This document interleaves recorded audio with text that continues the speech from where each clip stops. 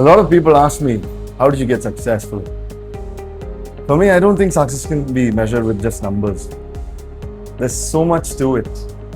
There's your personal life, there's your family life, there's your business life, the spiritual life.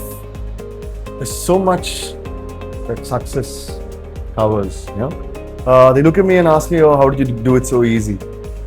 My story, I had quite a life-changing experience when I finished college. I had a dream job that I always wanted when I was a little boy. In fact, I wanted to be named Rambo. I kept telling my mother, name me Rambo instead of Daniel, because I was so obsessed with the defense. And always pursued the armed forces, and I missed my turn for the NDA after 12th. And so I did another graduation just so I could get in after graduation.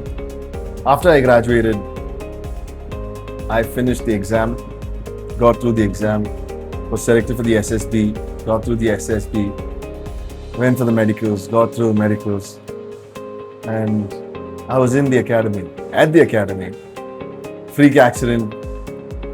I had 3 months to recover. I did 4 surgeries, endless amounts of physiotherapy, yet I was declared unfit. After that, I thought, oh gosh, my life is over. There's nothing left for me, because my entire dream, my entire passion, it was all directed towards the armed forces and this government job security that my father always insisted I had. So he said, you have to go for this all over again. I said, no, I'm done. And the next day I flew to Bali. That's the last time I think I asked for my parents for money. I said, please buy me tickets to Bali. And I went, I overstayed my visa. And yeah, I did some odd jobs there, worked in a bar, did everything I shouldn't be doing. But yeah, I realized, somewhere along that trip, I realized God had different plans for me. So I came back home. I bought a cycle and I started coaching clients. I coached one client first and he had excellent results.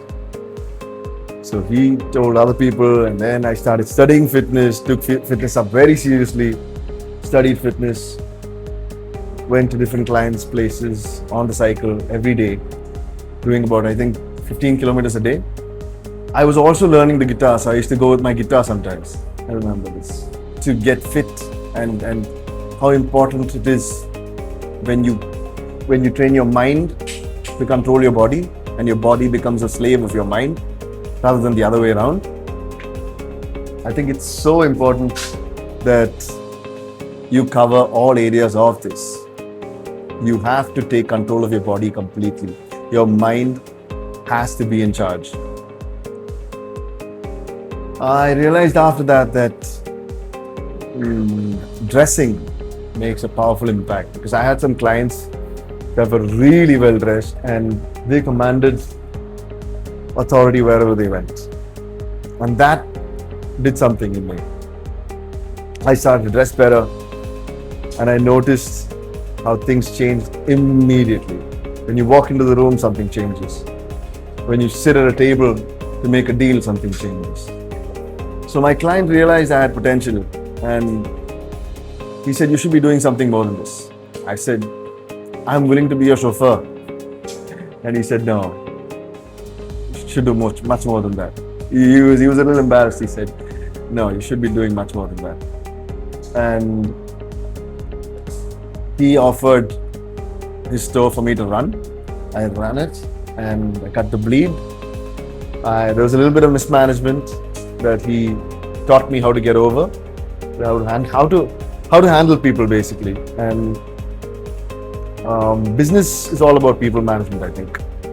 People management and financial management. If you get these two right, you can crack it. Marketing, there's always new things in the market, and you're never going to be able to cover everything. So yeah, 2 years later, he asked me if I wanted to buy the store. I said, no, it's a little out of my budget. So he said, there's this other store that my friend's willing to give up. Would you like to buy it? And that's when I said, okay, I'll buy it. And I bought it. And I went to the bank for a loan. They said no. And because I didn't have any collateral. Yeah, so I bought my first store with the money I had saved from training. And I kept paying the owner back from the sale proceeds. And yeah, and then I bought my Mercedes because I just wanted to prove a point to everybody that the defense or a government job isn't everything. That was one mistake I did. I don't think you should ever buy an expensive car unless you really, really can afford it. I don't think you should buy an expensive mobile, anything that you don't need when you don't have the means for it. Don't do it on EMI, ever. I see a lot of people now, even my barber, in fact, has a more expensive phone than I do.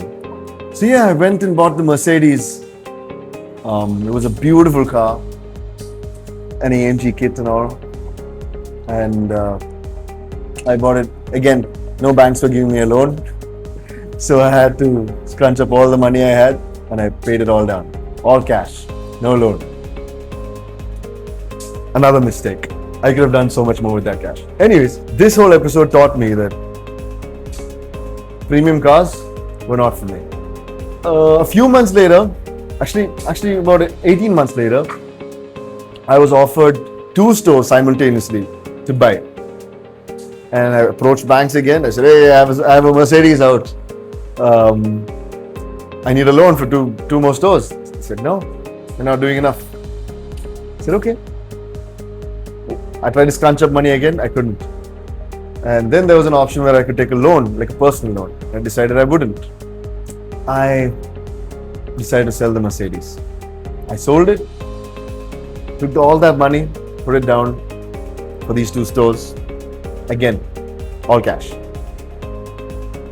After which, these stores turned around and all the proceeds from that, I started buying more stores. So it just went on and on and on and on and on.